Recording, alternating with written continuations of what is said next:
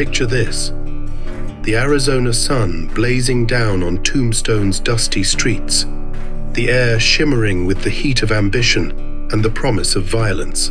In less than a minute, the fate of a town and the myth of the American West would be sealed. But why did this fleeting gunfight become a story that still haunts us? And what truths lie beneath the legend? Stay with me, because the final answer may forever change how you see the Wild West. By 1881, Tombstone was more than a boomtown. It was a crucible of ambition and unrest. Its silver mines ranked among the richest in the world, drawing in miners with calloused hands and gamblers with quicksilver smiles. Saloons bustled day and night, poker games humming with tension, and the clang of hammers in the mines echoed the beat of 1,000 hopeful hearts. The Earps, Wyatt, Virgil, and Morgan, had come to Tombstone with a vision as clear as the desert sky. Wyatt, having earned his mettle in Dodge City and Wichita, saw the town's silver as more than money. It was the promise of a place to build an empire of law and order. Virgil, wearing the badge of both City Marshal and Deputy U.S. Marshal, believed that if a man could stand tall and true, the law would stand with him. Morgan, the youngest, followed them with a loyalty as fierce as the Arizona sun. And always beside them, Doc Holliday, a gambler and dentist from Georgia, his lungs ate away by tuberculosis, but his spirit as sharp as the cards he dealt. Opposing them was the Clanton-McClory gang, a confederacy of cattle rustlers and outlaws who wore red sashes as both an emblem of defiance and a blood bond. Ike Clanton, loud-mouthed and hot-tempered, was driven by more than greed. The death of his father, Old Man Clanton, at Guadalupe Canyon, weighed on his soul like an iron spur. Tom and Frank McClory, brothers forged by blood and shared hardships, backed Ike's feud with a steady and cold resolve. To these men, the line between outlaw and survivor was nothing more than the width of a cattle trail.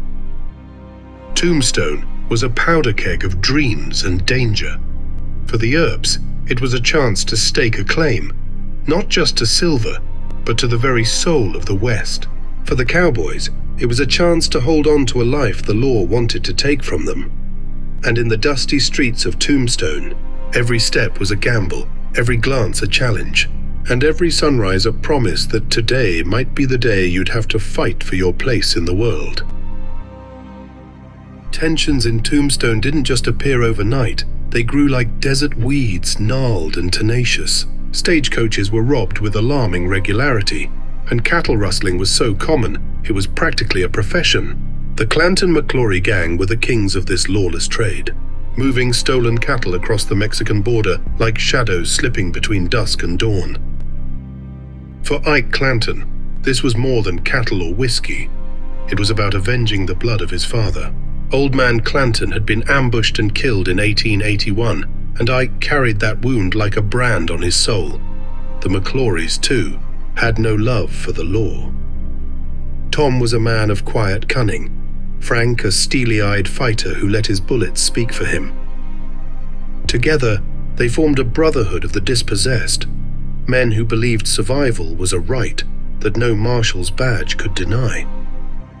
Sheriff Johnny Behan, ever the political weather vane, found himself caught between the lines. He owed his badge to the town's voters, but his loyalties bent like reeds in the wind. Some say he turned a blind eye to the Cowboys' smuggling, happy to let them ride so long as it kept the town's fragile peace. Others whisper he played both sides, using the Cowboys to balance the Earps' growing power, like a gambler hedging bets in a game no one could truly win. And what of the Earps? Their presence in Tombstone was more than business. It was a stand for the rule of law in a land that barely believed in it. Their gambling interests tied them to the prosperity of the town's saloons, and their sense of justice was forged in the fires of Dodge City's saloon brawls and Kansas cattle wars. But was it justice they fought for, or the chance to carve their own kingdom out of the desert dust? On that fateful morning, Virgil Earp, the voice of both law and brotherhood, gave his final ultimatum. "Throw up your hands! I want your guns!" But Tombstone was a town where words only held power until the next bullet was fired, and both sides knew that by the day's end, blood would be the only currency that mattered. October 26th, 1881. The morning had already been thick with tension, like the hush before a storm. Ike Clanton had been drinking and bragging in the streets the night before, making threats that clung to the saloon walls like tobacco smoke. By dawn, he was disarmed and rattled, but the McClory brothers still wore their six-shooters low and easy. The Earps, acting on the law's authority, or perhaps their own, decided it was time to end the talk and settle the dust. The lot behind the OK Corral was no proper street. It was a cramped, vacant space near Fly's photography studio, hemmed in by fences and scattered debris. When Virgil Earp, badge pinned to his chest, led his brothers and Doc down that narrow passage, every step was the tick of a clock, counting down to violence. Witnesses would later swear that Virgil tried to defuse the moment, but in a town built on gunfire, words often fell silent. What truly sparked the first shot? Some said Billy Clanton's hand twitched toward his Colt. Others claimed Doc's eyes flashed with a dare. In the blink of an eye, the world exploded in smoke and thunder. 30 shots in 30 seconds, life and death measured out in the roar of lead. When the shooting stopped, Billy Clanton lay dying, still clutching his revolver. Tom and Frank McClory fell beside him, one still holding a horse's reins, as if he believed he could ride away from fate. Virgil and Morgan Earp were both wounded, blood seeping through their coats. Doc Holliday, whose life was already a losing hand, had a graze on his hip, a reminder that even death's shadow was not quick enough that day. And there stood Wyatt Earp, untouched, his face as cold and unreadable as the desert night. In that half-minute of mayhem, the gunfight at the OK Corral became more than a local quarrel. It became the crucible of legend, a brutal testament to the law's thin line and the price men paid to walk it. The gunfight at the OK Corral may have ended in 30 seconds, but its echo thundered through Tombstone for months. In the wake of the shooting, Judge Wells Spicer's court became the stage for the next battle, not of bullets, but of words, rumors, and half-remembered truths. Witness after witness took the stand, weaving a tapestry of conflicting tales. Some swore the Cowboys had gone for their guns first, while others claimed the Earps and Doc Holliday had come spoiling for a fight. In Tombstone's smoky saloons, men argued until the whiskey ran out, each retelling of the gunfight twisting the legend a little tighter around the truth. For the Earps and Holliday, the courtroom was no sanctuary. It was another battlefield, one where reputation was as fragile as a whiskey glass in a barroom brawl.